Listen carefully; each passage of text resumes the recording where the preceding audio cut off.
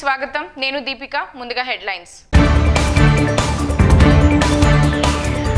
భూమి ఉన్న ప్రతి రైతుకు వైఎస్ఆర్ జలకళ పథకం అందిస్తాం ఎమ్మెల్యే నవాజ్ బాషా వెల్లడి రాష్ట్రంలో సంచలనం సృష్టించిన నంద్యాల పట్టణవాసి కుటుంబ సామూహిక ఆత్మహత్య కేసును నీరుగార్చేందుకు రాష్ట్ర ప్రభుత్వం కుట్ర టీడీపీ నాయకుల ఆరోపణ భూమి ఉన్న ప్రతి రైతుకు వైఎస్ఆర్ జలకళ పథకం ద్వారా ఉచితంగా రైతులకు బోర్లు వేయడం జరుగుతుందని స్థానిక శాసనసభ్యులు నవాజ్ బాషా పేర్కొన్నారు. మంగళవారం ఉదయం మదనపల్లె రూరల్ మండలం బొమ్మన చెరువు పంచాయతీకి చెందిన రైతు ఇమాం సాహెబ్ భూమి నందు వైఎస్ఆర్ జలకళ పథకం ద్వారా ఉచిత బోరు త్రవ్వడానికి ప్రారంభోత్సవం చేశారు. ఈ సందర్భంగా ఎమ్మెల్యే మాట్లాడుతూ ప్రజా సంకల్ప యాత్ర సందర్భంగా రైతుల దుస్థితిని ఆర్థిక పరిస్థితిని అర్థం చేసుకుని రైతుకు ఆర్థిక భారాన్ని తగ్గించాలని సాగునీరు ఉన్న ప్రతి రైతుకు ఉచితంగా బోరు బావి త్రవ్విస్తానని హామీ ఇవ్వడం జరిగిందని ఇచ్చిన మాట ప్రకారం గత సెప్టెంబర్ 28వ తేదీన రాష్ట్రంలో ఉచిత బోరులు బావులు త్రవ్వకానికి ముఖ్యమంత్రి వైఎస్ జగన్మోహన్ రెడ్డి ప్రారంభోత్సవం చేయడం జరిగిందని తెలిపారు. మదనపల్లె నియోజకవర్గంలో మొదటిగా మదనపల్లె రూరల్ మండలం బొమ్మన చెరువు పంచాయతీకి చెందిన రైతు ఇమాం సాహెబ్ బోరు మంజూరు కావడం చాలా సంతోషమని, ఇమాం సాహెబ్ పేద రైతని, ఇతనికి 6 కుమార్తెలు ఉన్నారని, వైఎస్ఆర్ జలకళ పథకం ద్వారా ఇతని భూమిలో బోరు వేయడం ఇతను ఆర్థికంగా లబ్ధి పొందాలని తెలిపారు. రాష్ట్రంలోని రైతులను ఆదుకోవడానికి ఉచితంగా బోరులు బావులు తవ్విస్తానని చెప్పిన మాట ప్రకారంగా రాష్ట్రంలోని 13 జిల్లాలలో భూమి కలిగిన అర్హులైన ప్రతి రైతుకు తమ భూమిలో వైఎస్ఆర్ జలకళ పథకం ద్వారా ఉచితంగా బోరు త్రవ్వించడంతో పాటు సన్న చిన్నకారు రైతులకు ఉచితంగా మోటార్ కనెక్షన్ సదుపాయం కల్పించడం జరుగుతుందని అన్నారు. ఈ కార్యక్రమంలో డ్వాక్రా ఏపీడే చెందిన APM Suresh Reddy, single window అధ్యక్షుడు కరుణాకర్ రెడ్డి పాల్గొన్నారు.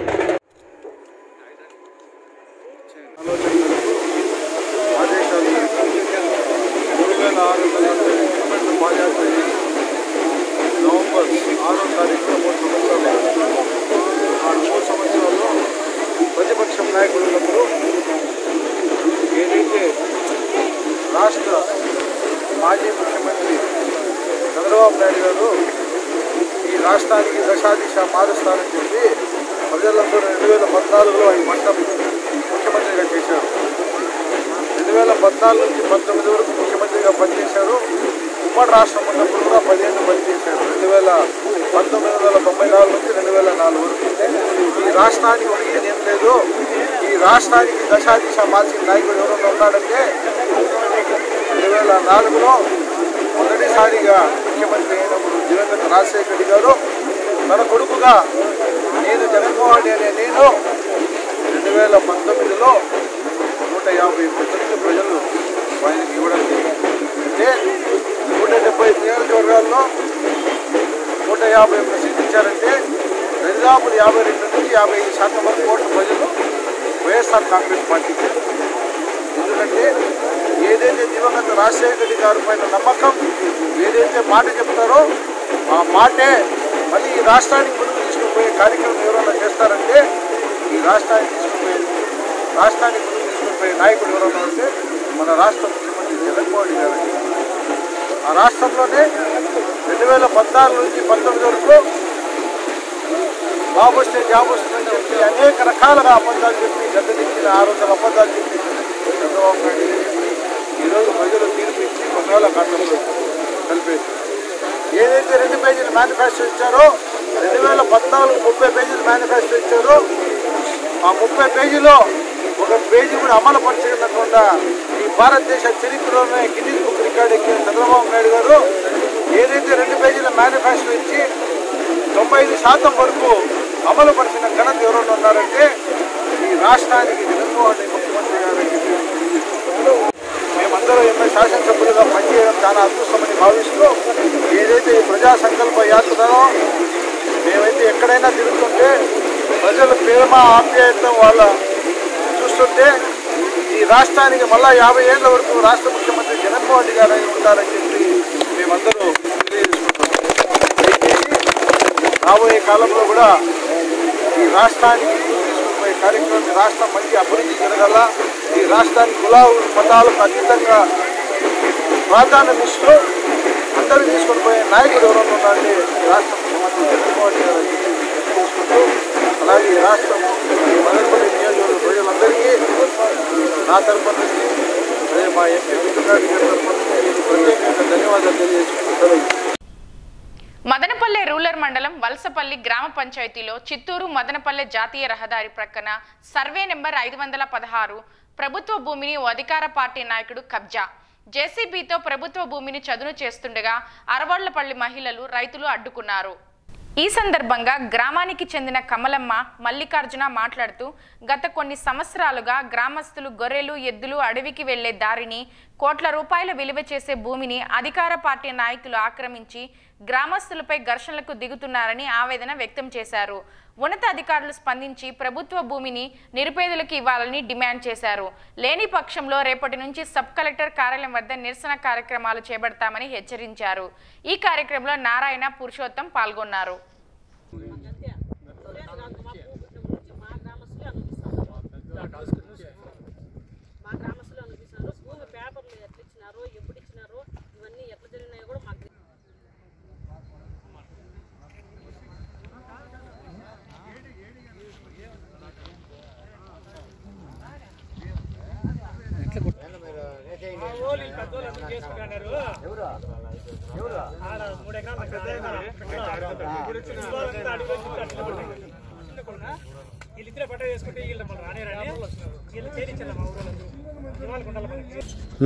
సార్, నేను ఇక్కడ మదనపల్లి నియోజకవర్గ వాల్మీకి సంఘం సహాధ్యక్షుడిని. నా సొంతూరు వచ్చేసింది అరవాండ్లపల్లి, వలసపల్లి గ్రామానికి చెందిన అరవాండ్లపల్లిలో నేను నివసిస్తున్నాను. ఇక్కడ ఈ 516 సర్వే నెంబర్లో మా గ్రామాలకు చుట్టుపక్కల ఉండే పల్లెలకు అందరికీ కూడా ఇది అడవిదారి. ఈ అడవిదారిలో పోతూ ఉంటాము, వస్తూ ఉంటాము పశువులు తోలుకొని. ఇట్లా మా ఆధీనంలో ఉండే ఈ భూమిని మాకు తెలియకుండా ఈ రెవెన్యూ అధికారులు లియాఖత్ అలీ అనే ఆయన పేరుతో పట్టా చేసి ఉన్నారు. ఇప్పుడు మాకు ఇక్కడ పశువులు తోలుకోవడానికి, గొర్రెలు మేపుకోవడానికి మాకు చాలా ఇబ్బందులు కలుగుతున్నాయి. మా ఆధీనంలో ఉండే భూమి వేరే వీళ్లకు లియాఖత్ అలీ ఖాన్ పట్టా తెచ్చుకున్నారు కాబట్టి దీన్ని క్యాన్సిల్ చేయాలని, తర్వాత మాకు ఇక్కడ అడవికి వెళ్లే మార్గంలో ఒక బ్రిడ్జ్ కూడా నిర్మించాలని చెప్పేసి పెద్ద కాలువ హెచ్ఎన్ఎస్ఎస్ కాలువ ఇట్లా పోతుంది.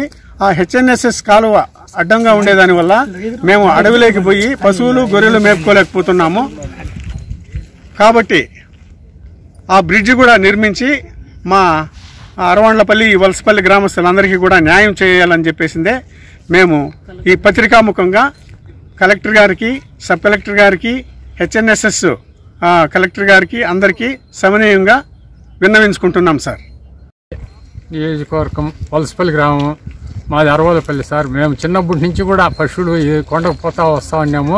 మేమే కొంచెం సాగు చేసుకుందామని ఇంగడిచ్చిన్నాము. ఇంగడిచ్చింటే గ్రామస్తులు అందరూ చేరి అది ఇంగడిచ్చద్దండి, జీవాలు వచ్చినవి పోయినవి వాడిని నిలుపు చేసుకొని ఇళ్ళకి పోవాల్సి వస్తుంది, మీరు సాగు చేయొద్దండి అని అందరూ నిలిపేసినారు. దాన్ని ఎవరు రెవెన్యూలో వాళ్ళకి పట్టా ఇచ్చినామని ఎవరో వచ్చినారు. ఇప్పుడు రాళ్ళు వీరికి దీన్ని సదరం చేస్తున్నారు సార్. దీన్ని మీరు దయచేసి ఈ పట్టా క్యాన్సిల్ పెట్టి మా గ్రామానికి అంతా న్యాయం చేయాలి అది కోరుకుంటున్నాం సార్. మేము జీవాల వాళ్ళందరూ చాలా ఇబ్బంది పడతాం ఇది పట్టా ఇస్తే కన్నా. సర్పంచ్ పంచాయతీ ఉప సర్పంచి అరవాలపల్లిలో ఉన్నాం మేము. మా తాతగారు 70 ఏళ్ళ నుంచి ఈ భూమి అనుభవించుకుంటా ఉన్నారు. ఇద్దరు ఇంగడించుకొని చేసుకుంటా అంటే ఊరందరూ వచ్చి జీవాలకి అడ్డంగా ఉంటుంది, ఇబ్బందిగా ఉంటుంది, ఎవరు ఇంగడించదండి, ఊరందరికీ కావాలని నిలిపేశారు. నేను ఎవరు ఇప్పుడు వచ్చి వేరే వాళ్ళు మాది అని దౌర్జన్యంగా వచ్చి ఈ మాదిరి కబ్జా చేస్తూ ఉన్నారు. కలెక్టర్ గారు కానీ ఎవరైనా కానీ దీన్ని చూసి మా గ్రామస్తులకు న్యాయం చేయాలని కోరుకుంటున్నాం. ఇది మా తాతల కాలం నుండి ఇది మా ఊరు గ్రామస్తులకు అందరికీ సంబంధించిన ల్యాండ్. ఇది దాదాపు 5 ఎకరాల 12 సెంట్లు ల్యాండ్. దాంట్లో వచ్చి గొర్రెలు, ఆవులు, గొర్రెలు ఈ మందలు తోలుకోవడానికి ఉన్న భూమి ఇది. ఇప్పుడు దీన్ని క్లీన్ చేసి వేరే వ్యక్తి మాది అంటున్నాడు. అది ఎట్లా గవర్నమెంట్ వాళ్ళందరికీ హ్యాండ్ ఓవర్ చేస్తున్నాము. దాని ద్వారా గవర్నమెంట్ వాళ్ళు క్లియర్గా చేయాల్సిందిగా కోరుతున్నాము. సార్ నమస్తే సార్ అందరికీ. మన నియోజకవర్గంలో ఉండే మన ప్రభుత్వానికి కూడా నేను చెప్పుకుంటున్నది ఏమంటే, మాకు మన వలసపల్లి పంచాయతీలు, మా వలసపల్లి పంచాయతీలు ఇక్కడ చాలా గత 100 సంవత్సరాలుగా కూడా మా అరవాన్లపల్లి వాస్తవులే ఇక్కడ అందరూ నడుపుకుంటున్నారు. జీవాలు కానీ, ఆవులు కానీ, పెన్నీళ్ళ కట్లు కానీ, మాకు జీవనాధారమే ఈ అడవి కాబట్టి మేము ఈ అడవి మొత్తం మాకే కావాలా. మా అడవికి కూడా దావిదే. ఈ 5 ఎకరాల 12 సెంట్లు కూడా మబ్బులో జరిగిండే సమస్య కాబట్టి మీరు పట్టా ఉండాది, ఇది ఉండదు, అది ఉండదు అని అయితే కుదరదు. మా గ్రామస్తులందరూ ఈడే నిలబడి మాకు ఈడే కావాలని మేము కోరుకుంటా ఉన్నాము. జాగాలన్నీ మావే. ఈ 5 ఎకరాలు కూడా ఎవరు వచ్చేకి లేదు. మన ప్రభుత్వం కూడా గుర్తించి మా అట్లా బీద వాళ్ళకి సాయంగా ఉండాలని మేము కోరుకుంటా ఉన్నాము. మేము ఇక్కడే ఉంటాం కూడా. ఏమైనా జరగని, ఎవరికైనా పట్టాలి రాని విఆర్ఓ, ఎంఆర్ఓ సార్ వాళ్ళు కూడా మేము విన్నవించుకుంటున్నది ఇదే. మా గ్రామస్తులకు గుర్తించండి. ఫస్ట్ మేము జీవాలు మేపుకునే వాళ్ళని కానీ, మేము ఇండస్ట్రీలు కట్టేదానికి కానీ, ఫ్యాక్టరీలు కట్టేదానికి కానీ అడగడం లేదు. మా జీవనాధారానికి మీరు ఉపాధి చూపించండి. మా ఉపాధి కోసమే మీ బాధపడుతుంది. టెంట్లు వేసుకుంటాం సార్. మా జీవాలు తోలుకునే దానికే ఇది మేము పెట్టుకున్నాము. ఎవరో వచ్చి మాకు ఇది ఏదో జరిగిందని చెప్తే మాకు నమ్మబుద్ధి కావడం లేదు. కాకపోతే ఏమంటే ప్రత్యక్షంగా కనిపిస్తుంది కాబట్టి మాకు ఇట్లాంటివన్నీ జరగకుండా మా గవర్నమెంట్ మాకు ఏదో దారి చూపించి మాకు ఏదో వదిలితే బాగుంటుందని మేము కోరుకుంటున్నాం సార్. మహారాష్ట్రలోని రిపబ్లిక్ టీవీ మీడియా ప్రతినిధి అయినటువంటి అరుణ గోస్వామిపై కక్షపూరితంగా దాడి చేసి అక్రమ కేసులు బనాయించిన వారిపై కఠిన చర్యలు తీసుకోవాలని అఖిల భారత విద్యార్థి పరిషత్ శాఖ ఆధ్వర్యంలో స్థానిక అంబేద్కర్ సర్కిల్లో మహారాష్ట్ర ముఖ్యమంత్రి ఉద్ధవ్ ఠాక్రే చిత్రపటాన్ని నిరసన కార్యక్రమం నిర్వహించారు. ఈ సందర్భంగా అఖిల భారత విద్యార్థి పరిషత్ నగర కార్యదర్శి హర్షవర్ధన్ మాట్లాడుతూ, మహారాష్ట్రలో అధికార పార్టీ నాయకులు చేస్తున్న ఆగడాలు, అక్రమాలపై కథనాలు ప్రచురించిన గోస్వామిని అరెస్ట్ చేయడం, పత్రికా స్వేచ్ఛను అనగదొక్కడం దురదృష్టకరమని ఆవేదన వ్యక్తం చేశారు. రాజ్యాంగ హక్కులను కాపాడవలసిన ప్రభుత్వాలు జర్నలిస్టులపై దాడి చేయడమని సిగ్గుచేటుగా వాపోయారు. ఈ కార్యక్రమంలో లోకేష్, ప్రభాష్ పాల్గొన్నారు.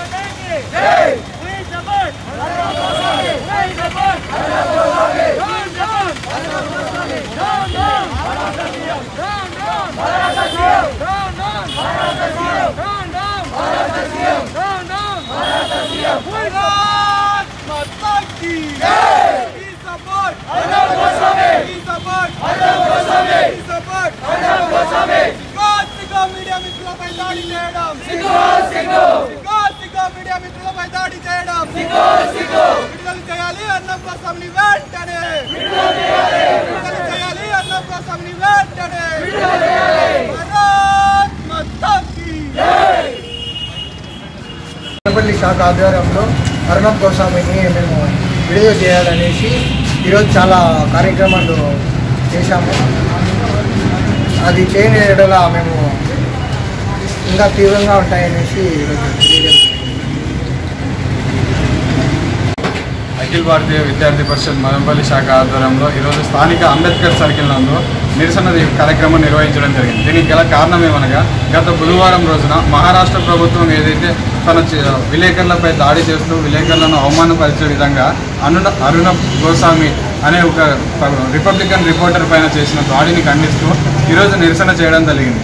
దానికి కారణం ఏమంటే మహారాష్ట్ర రాష్ట్ర ప్రభుత్వం 2018లో కొట్టివేసిన కేసుని ఈ సంవత్సరం ఇప్పుడు ప్రభుత్వానికి వ్యతిరేకంగా అవినీతిని ప్రశ్నిస్తున్నారని ఒకే ఒక కారణంతో కక్షపూర్వకంగా ఈ యొక్క రాష్ట్ర ప్రభుత్వం అర్నబ్ గోస్వామిని అరెస్ట్ చేయడం చాలా దారుణం అని చెప్పేసి ఈరోజు ఏబీవీపీ తీవ్రంగా ఖండిస్తుంది. అదేవిధంగా అనేక కార్యక్రమాల్లో ఎటువంటి నోటీస్ ఇవ్వకుండా అర్నబ్ గోస్వామికి డైరెక్ట్గా అతని ఇంటి వైపు వెళ్ళి ఇంటి మీద దాడి చేసి ఏదో ఒక దొంగతనం చేసిన వారిని లేదా ఒక మావోయిస్టులను కదా అరెస్ట్ చేసినట్టు ఉగ్రవాదులను అరెస్ట్ చేసినట్టుగా అర్నబ్ గోస్వామిని అరెస్ట్ చేయడం ఈరోజు ఏబీవీపీ తీవ్రంగా ఖండిస్తుంది.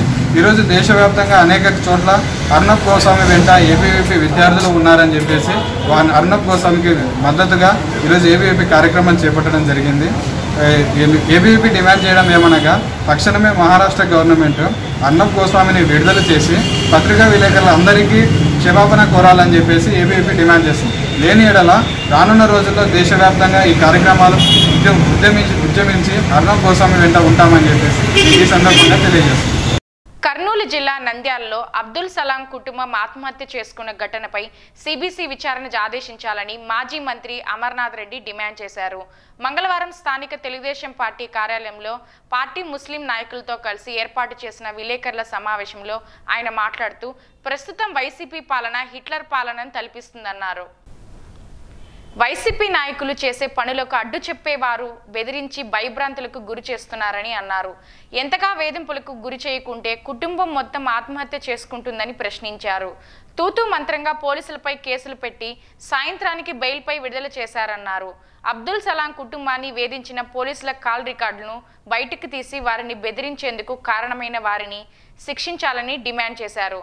ఫాస్ట్ ట్రాక్ కోర్టు ఏర్పాటు చేసి దోషులను కఠినంగా శిక్షించాలని ఏర్పాటు చేశారు. వైసీపీ పాలనలో ఎమ్మెల్యే శ్రీదేవి పేకాట శిబిరాలు నిర్వహించే వారికి సహాయ సహకారాలు అందిస్తోందని మీడియాలో వచ్చిందని తెలిపారు. రాష్ట్రంలో ఓ పక్క మాఫియా, అక్రమ మద్యం, ఎర్రచందనం, అక్రమ రవాణా యథేచ్ఛగా సాగుతోందని విమర్శించారు.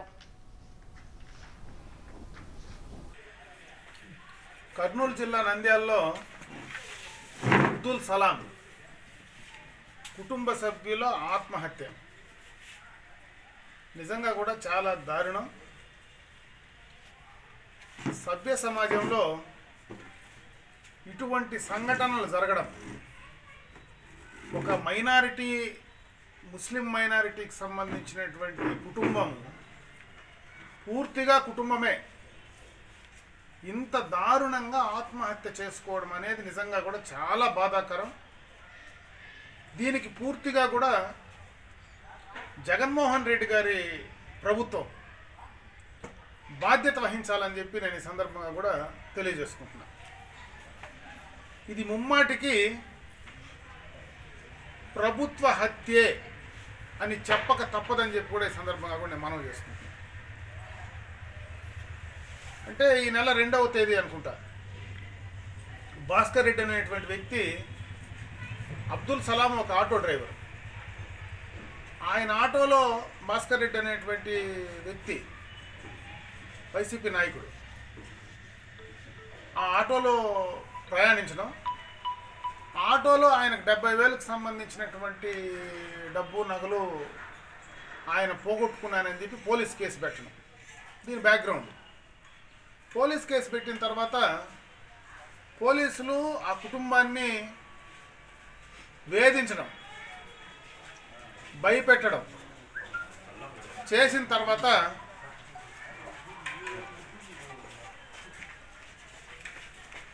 అబ్దుల్ సలాంను సెల్ఫీ వీడియో తీసుకొని బాహ్య ప్రపంచానికి ఏ రకంగా ఈ ప్రభుత్వ యంత్రాంగంలో పోలీసు వాళ్ళు కానీ ప్రభుత్వంలో అధికార పార్టీలో ఉండేటువంటి నాయకుల ప్రోద్బలంతో ఏ రకంగా వేధింపులకు గురి చేశారు అనడానికి ఆయన తీసుకున్నటువంటి సెల్ఫీ వీడియో, ఆయన ఆత్మహత్య చేసుకున్నటువంటి సంఘటన మనం ఒక ఉదాహరణగా కూడా చూడొచ్చు. అంటే ఆ రకమైనటువంటి పరిస్థితులు కలగడానికి ప్రేరేపించినటువంటి ఎవరైతే ఈరోజు ఆ ప్రభుత్వ పెద్దలు ఉన్నారో, ఎవరైతే ఆ పోలీస్ అధికారులు ఉన్నారో వారిపైన ఇమీడియట్గా కూడా చర్యలు తీసుకోవాలి. నిన్నటికి నిన్న ముఖ్యమంత్రి గారు ఆ పోలీసుల పైన కేసు పెట్టమని చెప్పడం, పోలీస్ స్టేషన్లో కేసు పెట్టినటువంటి రోజే ఇంత దారుణమైనటువంటి సంఘటన జరిగిన తర్వాత ఆ సంఘటన జరిగినటువంటి సందర్భం రాష్ట్ర చరిత్రలో, దేశ చరిత్రలో ఒక మైనారిటీ కుటుంబానికి జరిగినటువంటి అన్యాయాన్ని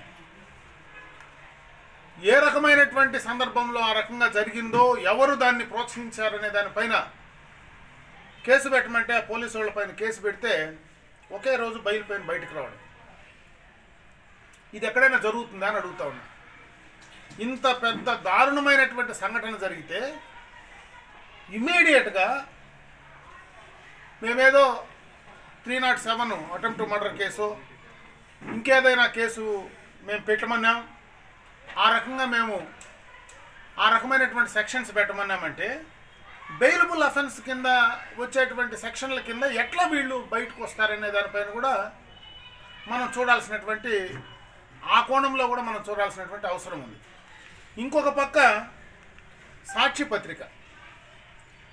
పత్రికలో దీనికి సంబంధించి జగన్మోహన్ రెడ్డి గారు కోణంలో ఈ రకంగా పత్రికల్లో ఈ రకంగా మీరు తప్పుడు రాతలు రాసి ఈ రకంగా అన్యాయం జరిగితే అన్యాయాన్ని మీరు బయట పెట్టకుండా చేసేటువంటి కార్యక్రమాన్ని ఏ రకంగా మీరు చేస్తున్నారు, ఏ రకంగా ప్రజలు మిమ్మల్ని సమర్థిస్తారని అనుకుంటున్నారనే దానిపైన ఖచ్చితంగా కూడా ప్రశ్నించేటువంటి సమయం వచ్చింది. అన్ని వర్గాలను అందరినీ కూడా ఈరోజు భయభ్రాంతులను కలిగించి, భయపెట్టి, బెదిరించి ఆత్మహత్యలకు ప్రేరేపించే విధంగా కూడా ఈరోజు మీ పాలన ఒక హిట్లర్ లాగా, ఒక హిట్లర్ వ్యవస్థ ఏదైతే ఉండిందో ఆ హిట్లర్ లాగా ఈరోజు మీరు పాలన సాగించి బెదిరించి భయపెట్టి ముందుకు వెళ్ళేటువంటి కార్యక్రమంలో మీరు ముందుకు వెళ్తున్నారు. ఖచ్చితంగా కూడా రేపు మీరు ప్రజా ఆగ్రహానికి గురికాక తప్పదని చెప్పి సందర్భంగా చేస్తూ మా డిమాండు ఖచ్చితంగా కూడా పోలీసు ఎవరైతే ఉన్నారో వాళ్ళ కాల్ రికార్డ్స్ బయట తీయండి. అదేవిధంగా ఈ కేసును సిబిఐకి అప్పచెప్పండి. 6 నెలల లోపల ఫాస్ట్ ట్రాక్ కింద ఈ కేసులో ఎవరెవరు ఉన్నారో వాళ్ళకి శిక్ష పడే విధంగా చేయమని చెప్పి మేము డిమాండ్ చేస్తున్నాం. ఏదో తూతూ మంత్రంగా వాళ్ళ మీద ఏదో మేము కేసు పెట్టినాం, పొద్దున్నే కోర్టుకు పోతే మధ్యాహ్నం బెయిల్ తీసుకొని ఇంటికి వచ్చాడు. ఇంకా ఆ యొక్క బాధల్లో నుంచి, ఆ ఇంట్లో నుంచి, ఆ కుటుంబంలో నుంచి ఈ రోజు కూడా బాధల్లో నుంచి బయటపెట్టేవాళ్ళు లేరు. ఆ ఇంట్లో ఒక పెద్దామ మాత్రమే కూడా బయట ఉంది. అటువంటి పెద్దామని ఆమెకు ఏదైతే ఆ కుటుంబానికి ఇవ్వాల్సినటువంటి మీరు ఎక్స్గ్రేషియా ఏదైతే ఇస్తారో అది ఆ కుటుంబానికి సంబంధించినటువంటి వాళ్ళకి ఇచ్చి ఆ కుటుంబాన్ని ఆదుకోమని చెప్పి నేను ఈ సందర్భంగా కూడా మీకు తెలియజేసుకుంటున్నాను. సారా తయారీ కేంద్రాలపై విస్తృత దాడులు. మండల పరిధిలోని చిన్నతండ అటవీ ప్రాంతంలో నిషేధిత సారాను తయారు చేసే ప్రాంతాలపై పుంగునూరు సెజ్ అధికారులు మంగళవారం విస్తృత దాడులు నిర్వహిస్తున్నారన్న నేపథ్యంలో ఎక్స్చేంజ్ అధికారులు వస్తున్నారన్న సమాచారం తెలుసుకొని సారా తయారీదారులు పారిపోవడం జరిగింది. ఈ దాడిలో 2300 లీటర్ల సారా ఊట ధ్వంసం చేయడంతో పాటు 230 లీటర్ల సారా స్వాధీనం చేసుకోవడం జరిగింది. ఈ దాడుల్లో exchange CI Srinivasulu Reddy, CI Saritha Reddy పాల్గొన్నారు. రాష్ట్రంలో సంచలనం సృష్టించిన నంద్యాల పట్టణవాసి కుటుంబ సామూహిక ఆత్మహత్య కేసును నీరుగార్చేందుకు రాష్ట్ర ప్రభుత్వం కుట్ర చేస్తోందని తెలుగుదేశం పార్టీ నేతలు ఆరోపించారు. మంగళవారం జిల్లా తెలుగుదేశం పార్టీ కార్యాలయంలో ఏర్పాటు చేసిన మీడియా సమావేశంలో టీడీపీ నాయకులు మాట్లాడుతూ రాష్ట్రంలో వైసీపీ పాలన రాక్షస పాలనగా కొనసాగుతుందన్నారు. దళిత ముస్లింలపై వరుసగా దాడులు జరుగుతున్న ప్రభుత్వం ఎలాంటి చర్యలు తీసుకోకపోవడం బాధాకరమని పేర్కొన్నారు. దొంగతనం కేసులో ఓ ముస్లిం కుటుంబాన్ని ఆత్మహత్య చేసుకునే విధంగా హింసించిన నంద్యాల సిఐ సోమశేఖర్ రెడ్డిపై ఎటువంటి చర్యలు తీసుకోకపోవడం బాధాకరమన్నారు. రాష్ట్ర వ్యాప్తంగా ఆందోళన కార్యక్రమాలు ఉధృతం కావడంతో నామమాత్రంగా కేసు నమోదు చేసి పోలీసులు ఒక్కరోజులోనే సోమశేఖర్ రెడ్డిని బెయిల్పై విడుదల చేయడం చూస్తుంటే ప్రభుత్వం చేస్తున్న కుట్రలు అని అర్థమవుతుందని పేర్కొన్నారు. ఇప్పటికైనా రాష్ట్ర ప్రభుత్వం బాధితులకు అండగా నిలిచి తగిన న్యాయం చేయాలని కోరారు. అలాగే జమ్మూ కాశ్మీర్ ఉగ్రవాదుల దాడిలో మృతి చెందిన వీర జవాన్ 2 కోట్ల రూపాయల పరిహారం అందించడంతో పాటు వారి కుటుంబంలో ఒకరికొకరు ప్రభుత్వ ఉద్యోగం ఇవ్వాలని డిమాండ్ చేశారు. కార్యక్రమంలో తెలుగుదేశం పార్టీ పార్లమెంటరీ అధ్యక్షుడు పులివర్తి నాని, ఎమ్మెల్సీ దొరబాబు పాల్గొన్నారు. మన రాష్ట్రంలో ముస్లిం కుటుంబం అయినటువంటి అబ్దుల్ సలాం పైన ఏ విధంగా జరిగింది కూడా మీడియా సోదరులు మాకంటే కూడా మీకు ఎక్కువ తెలుసు. గతంలో ఎస్సీ ఎస్టీ సోదరుల పైన దాడులు జరుగుతూ ఉండింది గతంలో. ఇప్పుడు ఆ దాడుల్ని తిరిగి ముస్లిం సోదరుల పైన రావడం జరుగుతూ ఉంది.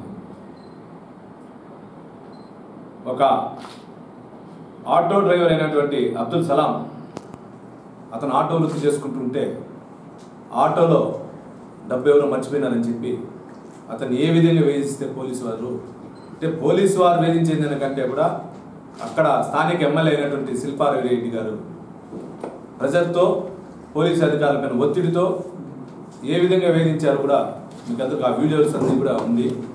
ఆ వేధించిన దానివల్ల ఈరోజు ఆ కుటుంబం మొత్తం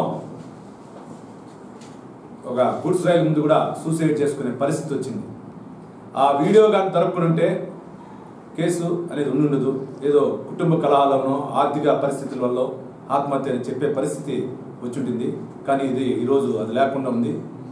దీనిపైన నారా చంద్రబాబు నాయుడు గారు ఫేస్బుక్లో ప్రెస్కి అన్నిటికీ చెప్పిన తర్వాత అధికార యంత్రాంగం ముందుకు రావడం జరిగింది. అంటే ప్రతిపక్ష నాయకులు చెప్పే ప్రజల యొక్క అన్యాయాన్ని చెప్తా ఉంటే తప్పించి అటువంటి దాన్ని ఏది కానీ ప్రభుత్వం పట్టించుకునే పరిస్థితి ఈరోజు ఉంది. అదేవిధంగా ఒకే ఒక ముస్లిం సోదరులకి ఈ ప్రభుత్వం వచ్చినాక ఎటువంటి పథకాలు కూడా ఇవ్వలేదు. గతంలో నారా చంద్రబాబు నాయుడు ముఖ్యమైన వెంటనే రంజాన్ తోఫా, బక్రీద్కి, అదేవిధంగా మన దేశంలో కూడా ఎక్కడ లేని విధంగా ఇమాం మౌజులకు డబ్బు కానీ, దుకాన్ మకాన్ కింద కానీ, అదేవిధంగా హజ్ యాత్రలు పంపించేదానికి కానీ, దులాన్ స్కీమ్ కింద పెళ్లి కాకముందే అమ్మాయికి డబ్బు 50,000 ఇవ్వటం కానీ చేశాడు. ఇదే జగన్మోహన్ రెడ్డి గారు పాదయాత్ర అప్పుడు దులాన్ పథకం 50 నుంచి ₹1,00,000 అని కానీ, ఇమాం మౌజులను కానీ ఇస్తానన్నాడు. కానీ ఈరోజు ఈల అంటే ఓట్లు వేసేంత వరకే ఎస్సీ ఎస్టీ సోదరులు కానీ ముస్లిం సోదరులు కానీ దీని ద్వారా తెలుస్తాము. ఒకటి ఆలోచించాలి, మనం అన్ని వర్గాలకి సమన్వయంతో చంద్రబాబు నాయుడు గారు ముందుకు పోయేవారు. ఎక్కడ కానీ చిన్న ఇది జరిగినా రెచ్చగొట్టకుండా అందరినీ కలుపుకొని పోవాలని అధికారులు కూడా ఆదేశించేవారు. కానీ ఈరోజు రాష్ట్రంలో ఆ పరిస్థితిలో వైఎస్ఆర్ పార్టీ నాయకులు ఏం చెప్తే ఆ విధంగా జరిగే పరిస్థితి ఈరోజు రాష్ట్రంలో ఉంది. కాబట్టి దీనంతా కూడా మేము చిత్తూరు పార్లమెంట్ అధ్యక్షుల తరఫున కూడా ఖండిస్తున్నాం. అదేవిధంగా మన ఐదాల మండలంలో వీర జవాన్ గారు ప్రవీణ్ కుమార్ రెడ్డి గారు కూడా చనిపోవటం మన దేశ కోసం ఆయన కూడా ఆత్మ శాంతి కలిగించాల కుటుంబానికంతా కూడా ప్రగడ సంతాపం తెలియజేసుకుంటున్నాం. ఆ కుటుంబంలో వాళ్ళ మిస్సెస్ గారు పీజీ చదివారు. ఆమెకు కూడా గ్రూప్ 2 ఆఫీసర్ ఉద్యోగం నిన్న 50 లక్షలు ఇచ్చారు. మంత్రులు అధికారులు 50 లక్షలు కాకుండా 2 కోట్లు కూడా ఇవ్వాలని కూడా మేము డిమాండ్ చేస్తున్నాం. ఎందుకంటే తెలంగాణ ప్రభుత్వం అక్కడ జరిగినటువంటి ఒక మన బార్డర్లో చైనా బార్డర్లో జరిగిన దీనికి కూడా 2 కోట్లు ఇచ్చి గ్రూప్ 1 ఆఫీసర్ కూడా ఇవ్వడం జరిగింది. ఇక్కడ గ్రూప్ 1 ఆఫీసర్ అయినా కానీ పీజీ చదివింది కాబట్టి ఆమె గ్రూప్ 1 కాకపోయినా గ్రూప్ 2 అని ఇచ్చి ఆ కుటుంబాన్ని ఆదుకోవాలని కూడా మేము కోరుకుంటున్నాం జిల్లా తెలుగుదేశం పార్టీ. DLTV న్యూస్ ఇంతటితో సమాప్తం. తిరిగి రేపటి వార్తల్లో మళ్ళీ కలుసుకుందాం.